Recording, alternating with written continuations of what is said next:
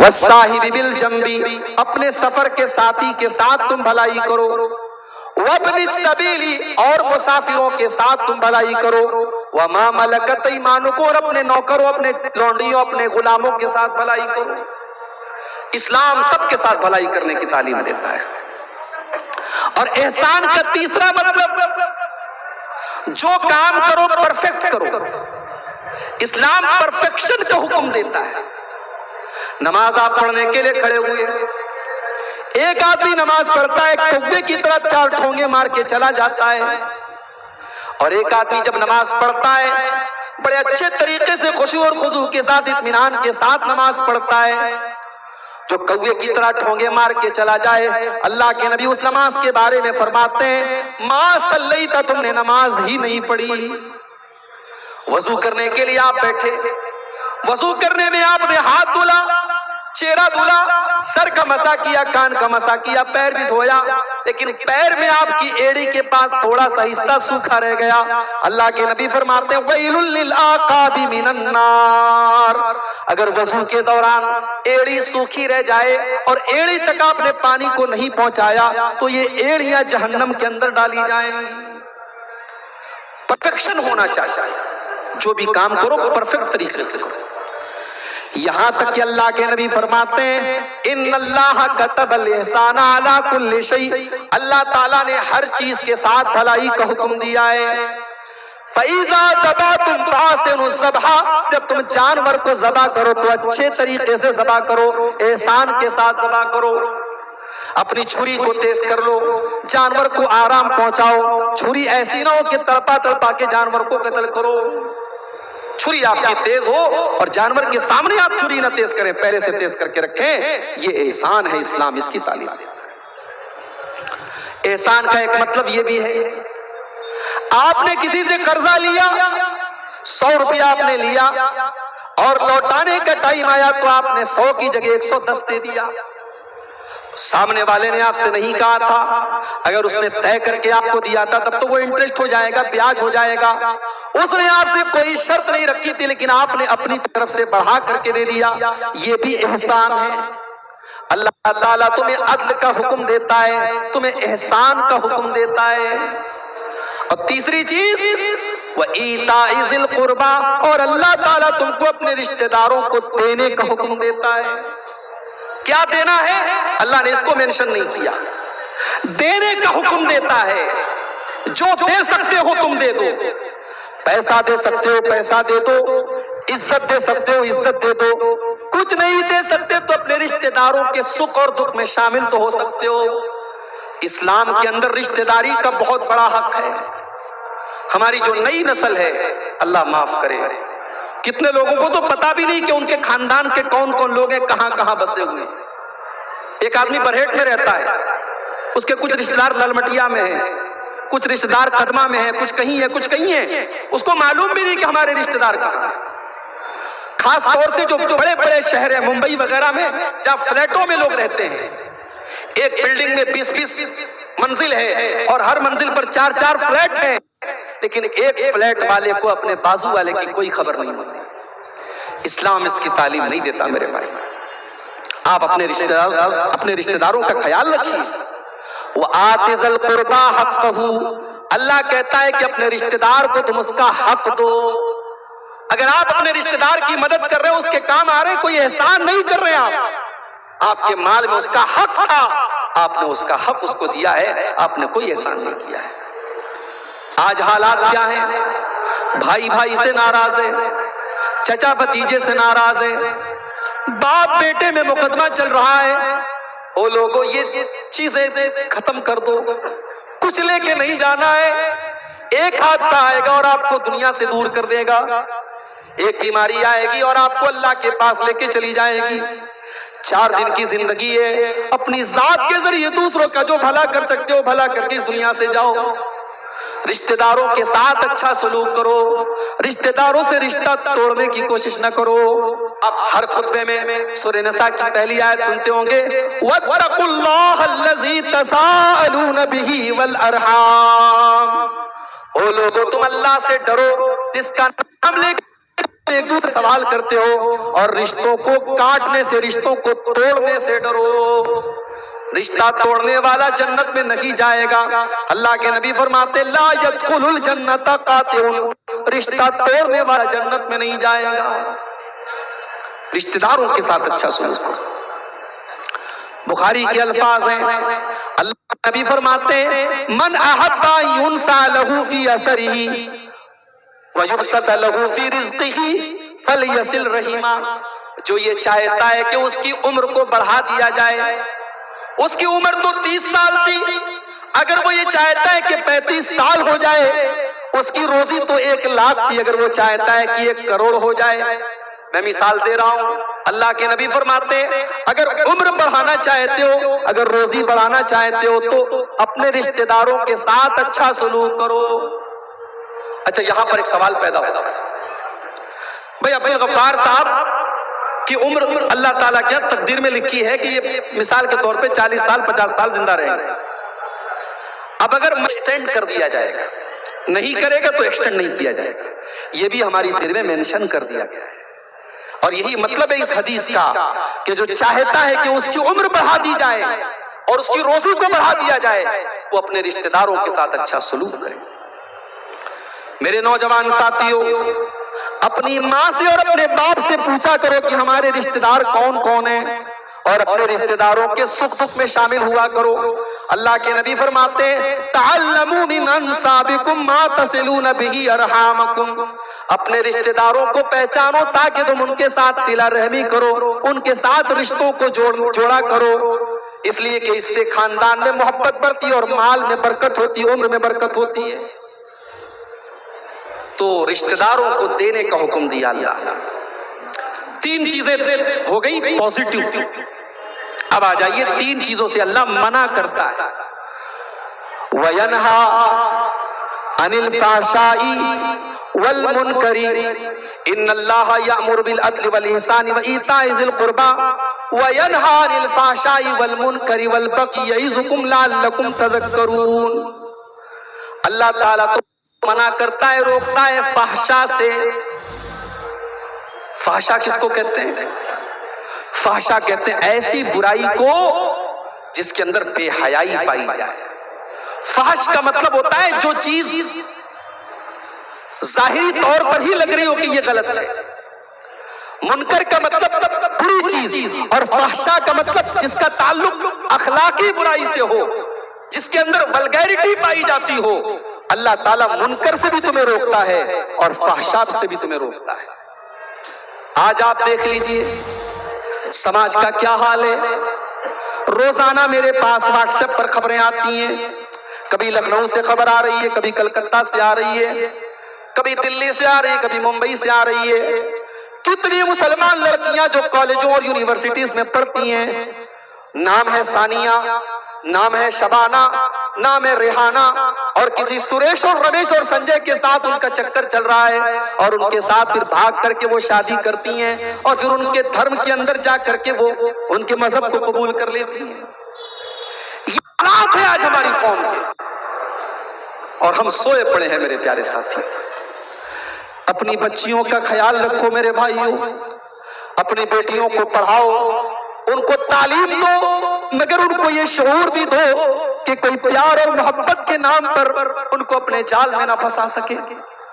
اور میرا تجربہ یہ کہتا ہے جن لڑکیوں کو گھر میں پیار نہیں ملتا، ماں کا پیار نہیں ملتا، باپ کا پیار نہیں ملتا، ان لڑکیوں کے اس طریقے کے جال میں پھنسنے کے چانسز زیادہ ہوتے ہیں۔ میرے نبی نے تو یہ تعلیم دی ہے کہ بیٹیوں کو پیار دیا جائے، بیٹیوں کو محبت سے پالا جائے، اور بیٹیوں کے جائز شوق اور ارمان کو پورا کیا جائے۔ اللہ کے پیارے نبی فرماتے ہیں من آل جاریتین حتی تبلغا جاء یوم القیامت انا وہوا کہاتین، آپ نے اپنی دونوں انگلیوں سے اشارہ کر کے فرمایا جس نے 2 لڑکیوں کی پرورش کی اور یہاں تک کہ وہ لڑکیاں جوان ہو گئیں، تو ان دونوں لڑکیوں کا باپ قیامت کے دن میرے ساتھ رہے گا۔ اور اس طریقے سے آپ نے اپنی دونوں انگلیوں کو دکھایا۔ جب مجھے تیسری بیٹی پیدا ہوئی اور جب میں نے یہ خبر ڈالی کہ مجھے تیسری بچی پیدا ہوئی تو بعض لوگوں نے کہا مولوی صاحب آپ کا تو ریزرویشن ہو گیا، جنت تو پکی ہو گئی آپ کی۔ میں نے کہا بھائی ایسی بات نہیں کہنی چاہیے، شرطیں ہیں اس کے اندر۔ ٹھیک ہے بیٹیوں کی پرورش پر جنت کی بشارت دی گئی، مگر اللہ کے نبی نے یہ بھی کہا کہ بیٹی بہت بڑا امتحان ہے۔ آپ نے فرمایا من ابتلی من هذه البنات شيئا كن له سترا من النار، جس کو اللہ تعالیٰ نے بیٹی دے کر کے آزمایا اور اس امتحان میں وہ کھرا اتر گیا، وہ بیٹیاں اپنے ماں باپ کے لیے جہنم سے بچنے کا ذریعہ بن جائیں گی۔ اور آج بیٹیوں کی پرورش امتحان بن چکی ہے۔ آج اگر کوئی چاہے کہ اپنی بیٹی کو ڈاکٹر بنائے، ہمارے پاس کوئی ایسا میڈیکل کالج نہیں ہے جہاں صرف لڑکیاں پڑھتی ہوں، اور آج جب میڈیکل کی تعلیم ہوگی اور لڑکے لڑکیاں ساتھ میں پڑھیں گے تو ظاہر ہے کہ شرعی اصولوں اور اسلامی قانون کی دھجیاں وہاں اڑیں گی۔ اور آج آپ دیکھیے ہاسٹلوں کا کیا ماحول ہے۔ آج چاہ کر کے بھی بہت سارے لوگ اپنی بیٹیوں کو اعلیٰ تعلیم نہیں دلا سکتے میرے پیارے ساتھیوں۔ اور مجھے کہنے دیجئے بہت بڑی نعمت ہے آپ کے علاقے میں برہیٹ کا یہ مدرسہ، بہت بڑی نعمت ہے وہ تمام ادارے اس علاقے کے لڑکیاں کے عالمہ بنانے کے بعد بھی ان لڑکیوں کا کہ علم کا ہم کیا یوز کر رہے ہیں، اس پر بھی ہمیں غور کرنے کی ضرورت ہے۔ میں نے محسوس کیا ہے کہ لڑکیوں کو عالمہ بنا دیا، مقصد صرف یہ ہے اچھا رشتہ مل جائے، رشتہ لینے مانگنے والے آئے تو ہم کہہ سکیں ہماری لڑکی نے برہیٹ سے عالمہ کیا ہے، اور کوئی اس علم کا یوز نہیں ہے۔ میں کہتا ہوں میرے بھائیوں، آج عورتوں میں اتنی بے حیائی پھیلی ہے، عورتوں کے اندر اس قدر برائیاں پائی جا رہی ہیں، اتنی بے پردگی پائی جاتی ہے۔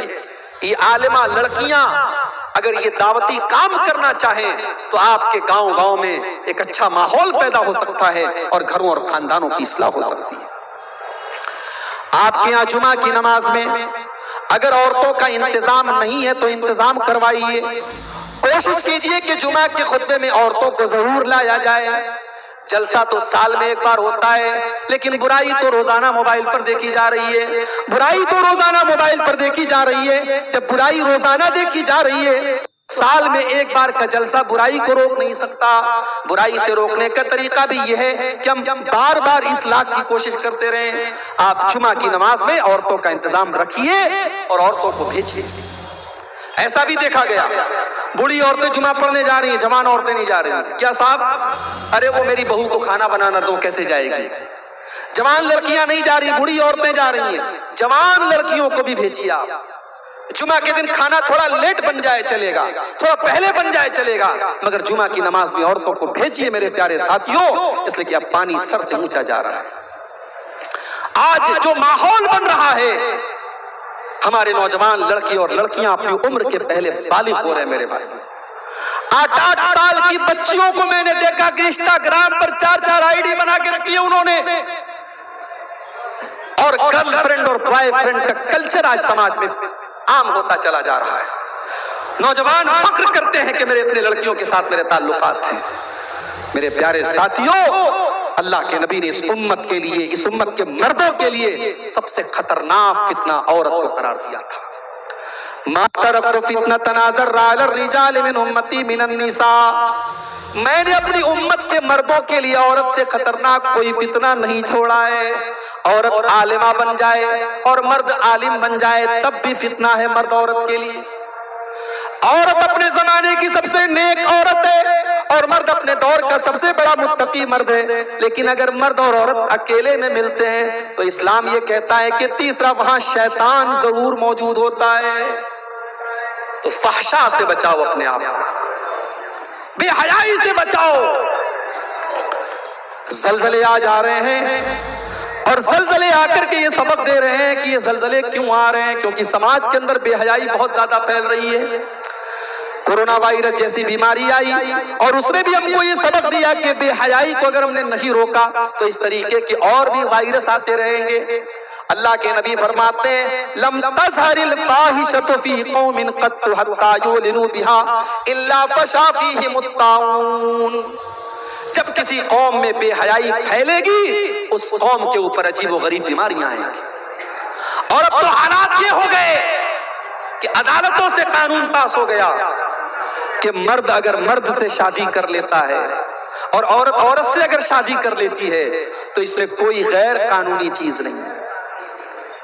اگر آپ کے پاس ایسے بھی شادی کے کارڈ آنے لگے کہ محمد جنید کی شادی محمد جاوید کے ساتھ ہو رہی ہے اور ریحانہ کی شادی شبانہ کے ساتھ ہو رہی ہے، تو بہت حیرت مت کیجئے گا، ہمارے ہندوستان کے قانون میں پرمیشن دے دی گئی ہے۔ حالات یہ ہو چکے ہیں میرے بھائی، حالات یہ ہو چکے ہیں کہ وہ گناہ جس گناہ کی وجہ سے قوم لوط کے اوپر آسمان سے پتھروں کی بارش ہوئی اور پوری بستی کو اللہ نے الٹ دیا اور پوری بستی پل بھر میں ختم ہو گئی، آج گاؤں گاؤں میں وہ گناہ بھی عام ہو رہا ہے اور مرد مرد کے ساتھ تعلق قائم کر رہا ہے اور عورت عورت کے ساتھ اپنی لذت پوری کر رہی ہے۔ یہ بے حیائی، یہ بے غیرتی، اس کو بھی روکنا ہماری اور آپ کی ذمہ داری ہے۔ وَيَنْهَا عَنِ الْفَحْشَاءِ، اللہ تعالیٰ تم کو فحش کاموں سے منع کرتا ہے، وَالْمُنْکَرَ، اور اللہ تعالیٰ تم کو منکر سے بری اور برائی سے روکنا بھی ضروری ہے۔ آپ کی اگر برا ہو رہا ہے تو آپ کی پیشانی پر بل پڑنے چاہیے اور آپ کو غصہ آنا چاہیے اور آپ کو اسے روکنے کی کوشش بھی کرنی چاہیے۔ یہاں تو حالات یہ ہیں، بیٹی سج دھج کر کے گھر سے نکل رہی ہے اور باپ بڑی خوشی سے کہتا ہے کہ میری بیٹی ماشاءاللہ کتنی خوبصورت ہے۔ اسکولوں کے اندر سالانہ پروگرام ہو رہا ہے، مسلمان لڑکیاں ناچ رہی ہیں، ڈانس کر رہی ہیں، 15 سال کی 20 سال کی جوان لڑکیاں ساڑی پہن کر کے ناچ رہی ہیں اور باپ اور ماں ویڈیو بنا رہے ہیں اور بڑی خوشی سے اسٹیٹس لگا رہے ہیں میری بیٹی کتنا شاندار ڈانس کر رہی ہے۔ ہم ببول کا پیڑ بو کر کے آم نہیں کاٹ سکتے میرے بھائی، ہم جس اس نسل کی تربیت جیسی کریں گے ویسی ہی لڑکیاں پیدا ہوں گی، ویسی اولادیں ہماری بڑی بڑی۔ آج آپ دیکھیے حالات کیا ہیں، اللہ کے نبی فرماتے ہیں او لوگوں تم اپنی اولاد کی ذمہ داری کو محسوس کرو، کلکم راعی وکلکم مسئول عن رعیتہ، تم میں سے ہر انسان ذمہ دار ہے اور قیامت کے دن اس کی ذمہ داری کے بارے میں سوال ہوگا۔ اولاد والو، یہ اولاد تمہاری گردن پر کل قیامت کے دن ذمہ داری بنے گی اور اللہ پوچھے گا کہ تم تہجد پڑھتے تھے اور تمہاری بیٹی رات میں 2 بجے غیر محرم سے بات کرتی تھی، تم کیا کر رہے تھے؟ اللہ پوچھے گا میری ماں و باپ سے کہ تم تو پردے اور نقاب میں نکلتی تھی اور تمہاری جوان بیٹی 16 سال کی 20 سال کی سج دھج کر کے سنور کر کے بغیر پردے کے نکلتی تھی اور چہرے پر ایک چھوٹا سا ماسک لگا لیتی تھی اور تم نے اس کو اجازت دی تھی، تم نے کیوں ایسا کیا؟ دیوس ہو گئے ہم، بے غیرت ہو گئے ہم۔ جب تک ہم غیرت کو اپنے اندر نہیں پیدا کریں گے سماج سے بے حیائی ختم نہیں ہو سکتی۔ اسی لیے اللہ کے نبی فرماتے ہیں 3 لوگ ایسے ہیں جن کی طرف اللہ تعالیٰ قیامت کے دن نہ تو دیکھے گا، نہ بات چیت کرے گا، نہ ان کو گناہوں سے پاک و صاف کرے گا۔ کون سے 3 لوگ؟ آپ نے فرمایا العاق لوالدیہ، اپنے ماں باپ کو ستانے والا، اپنے ماں باپ کو دکھ دینے والا۔ ماں باپ کو کبھی دکھ مت دینا۔ 2 گناہ ایسے ہیں جن کی سزا اللہ تعالیٰ دنیا میں ہی دے دیتا ہے، اس میں سے ایک گناہ ہے حقوق الوالدین، ماں باپ سے رشتہ توڑنا۔ ہمارے یہاں جوائنٹ فیملی سسٹم اور اس کے بعد سیپریٹ فیملی سسٹم۔ جوائنٹ کا مطلب یہ ہے کہ باپ ماں دیور جیٹھ بچپن میں انہوں نے آپ کی وہ تکلیفیں برداشت کی جو آپ سوچ نہیں سکتے۔ ماں باپ نے آپ کی نادانیوں کو اور آپ کے رات رات پر رونے کو برداشت کیا ہے۔ آج 60 سال کا بوڑھا باپ اگر کسی بات پر ڈانٹ دے تو آپ برا مت مانیے، اس نے کئی بار آپ کی باتوں کو برداشت کیا ہے۔ اس لیے اپنے ماں باپ کے ساتھ کبھی ظلم مت کیجیے میرے بھائی۔ دوسری چیز والمرأۃ المترجلہ، مردوں کی نقل کرنے والی عورت، مردوں کے جیسا ٹائٹ کپڑا پہننے والی، مردوں کی جیسی چال ڈھال اپنانے والی عورت، اور تیسرا آدمی جس کی طرف قیامت کے دن اللہ تعالیٰ دیکھے گا بھی نہیں۔ آپ نے فرمایا الدیوس الذی یقر فی اہلہ الخبث، وہ بغیرت مرد جس کے گھر میں بے حیائی کا کام ہو رہا ہو اور اس کو کوئی فرق نہ پڑ رہا ہو، جو بیوی کے ساتھ فوٹو کھینچتا ہو اور فیس بک پر ڈالتا ہو، جو اپنی بیٹی جوان بیٹی کا فوٹو فیس بک پر ڈالتا ہو، اسٹیٹس پر لگاتا ہو، اس بغیرت بھائی، اس بغیرت شوہر اور اس بغیرت باپ کی طرف قیامت کے دن اللہ تعالیٰ دیکھے گا بھی نہیں۔ تو بغیرتی کو ختم کرنے کی ضرورت ہے۔ تو 3 چیزوں سے اللہ تعالیٰ منع کرتا ہے، فحشا سے منع کرتا ہے، منکر سے منع کرتا ہے، والبغی، اور تیسری چیز اللہ تعالیٰ ظلم سے اور زیادتی سے منع کرتا ہے۔ کبھی کسی کے ساتھ زیادتی مت کرو، ظلم مت کرو، کسی کا حق مت مارو۔ کسی کی زمین آپ نے ہتھیا لی، اللہ کے نبی فرماتے ہیں من اخذ شبرا من الارض، اگر ایک بالش آپ نے کسی کی زمین اگر قبضہ کر لی، توفق یوم القیامت من 7 ارضین، قیامت کے دن 7 زمینوں کا طوق اس کی گردن میں ڈالا جائے گا۔ کتنے مقدمے آج عدالتوں میں مسلمانوں کے مقدمے زیادہ چل رہے ہیں، لوگ ناجائز ایک دوسرے کی زمینوں پر قبضہ کرتے ہیں۔ میرے بھائیوں، اپنے بچوں کے لیے آپ نے حرام کی پراپرٹی بنا بھی لی تو آپ نے بچوں کا فیوچر بنایا نہیں، بچوں کا فیوچر خراب کیا ہے۔ حلال کمائی اپنے بچوں کو کھلاؤ، اپنے ایمان اور تقوی کو مضبوط کرو، انشاءاللہ آپ کی نیکی آپ کے بچوں کے کام آئے گی، آپ کی راتوں کی تہجد آپ کے بچوں کے کام آئے گی۔ ہم نے سماج میں دیکھا ہے، ہمارے بنارس کے صاحب کشمیر جاتے ہیں، آج سے 50 سال پہلے کا واقعہ ہے، کشمیر جاتے ہیں، ساڑی کا کاروبار کر رہے تھے، لاکھوں کا مال ساتھ میں لے کر کے گئے تھے، ایک دھوکے باز آدمی ان کو ملا اور ان کی ساڑی کافی ان کا مال لے کر کے چمپت ہو گیا۔ حاجی صاحب کشمیر کے تھانے پر گئے، رپٹ درج کروائی، FIR کروائی، تھانے دار کو پورا حلیہ آیا۔ تھانے دار نے کہا حاجی صاحب ہو سکتا ہے وہ کہیں نکل گیا ہو، دور چلا گیا ہو، ہم تلاش تو کر رہے ہیں لیکن ہمیں امید نہیں ہے کہ آپ کا مال مل جائے۔ حاجی صاحب نے بڑے اطمینان سے جواب دیا، انسپکٹر صاحب میرا مال برباد نہیں ہو سکتا، میں اپنے مال کی زکوٰۃ نکال چکا ہوں، میں اپنے مال کی زکوٰۃ نکال چکا ہوں، میرا مال جائز اور حلال کمائی کا تھا، مجھے یقین ہے میرا مال برباد نہیں ہوگا۔ اور 24 گھنٹے کے اندر چور اور چوری کیا گیا مال برآمد ہو گیا۔ میرے بھائیوں، حرام کبھی کبھی زیادہ لگتا ہے اور حلال کم لگتا ہے، مگر اس حلال کے اندر پائیداری ہے اور حرام کے اندر برکت نہیں ہے۔ سعودی عرب کے اندر اگر آپ حج کرنے گئے ہوں گے، عمرہ کرنے گئے ہوں گے، ایک بہت مشہور کمپنی ہے البیک نام سے، آپ مدینہ کے اندر دیکھیں گے، مدینہ منورہ میں مسجد نبوی سے بہت قریب میں البیک کا ریسٹورنٹ ہے، اور وہاں ایک چکن بنتا ہے، اس کو پورا مسالہ لگا کر کے فرائی کرتے ہیں، اس کو عربی میں بروست، میرے خیال سے 12 یا 15 ریال کا ایک بروست ملتا ہے۔ میں 2017 میں گیا تو میں نے کھایا تھا، ایک بروست کوئی کھا لے تو پیٹ بھر جاتا ہے۔ مجھے وہاں کے بھائیوں نے، سعودی عرب کے بھائیوں نے بتایا کہ البیک کمپنی کی جب شروعات ہوئی، اس کے مالک نے، جس نے اس کمپنی کی شروعات کی تھی ریاض میں، سعودی عرب کے شہر ریاض میں، اس نے یہ طے کیا تھا کہ میں جب اس کو سیل کروں گا تو ہر پیس میں 1 ریال اللہ کی راہ میں صدقہ کروں گا۔ اگر میرا بروست 5 ریال کا ہے تو 5 ریال میں سے میں 1 ریال اللہ کی راہ میں صدقہ کروں گا۔ اور اس کی مال میں اللہ نے اس کی تجارت میں بہت برکت دی۔ اس کے بعد جب وہ انسان مر گیا، اس کے مرنے کے بعد جس یتیم خانے میں اور جس مدرسے میں اور جن غریبوں کو وہ پیسہ دیا کرتا تھا، وہ لوگ جب اس انسان کے لڑکوں کے پاس آئے اور کہا کہ آپ کا باپ اپنی زندگی میں اپنی کمائی میں سے ہر اپنے پیس میں سے 1 ریال وہ ہم کو دیا کرتا تھا، تو کیا آپ لوگ اپنے باپ کی اس وصیت کو قائم رکھیں گے، اپنے باپ کے اس عمل کو قائم رکھیں گے؟